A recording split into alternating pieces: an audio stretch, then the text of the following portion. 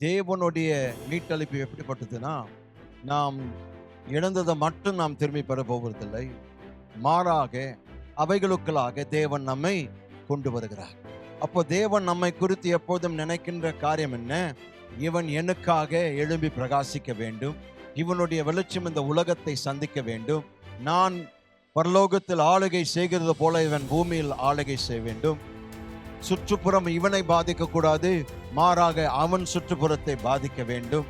அப்போ அதுதான் தேவன் எப்போதுமே நம்மை குறித்து நினைக்கின்ற நினைவுகளாய் இருக்கின்றன. தேவன் உங்களை குறித்து அற்பமா எண்ணுவதே கிடையாது. நம்மை பார்த்து ராஜாக்களும் ஆசாரியர்களும் என்று அழைக்கிறார். நம் மீது அவர் கொடுக்கின்ற பட்டங்கள் மிக பெரியது, மகத்துவமானது. காரணம், நம்மை அப்படிப்பட்ட விதத்தில் தான் உண்டாக்கி இருக்கிறார்.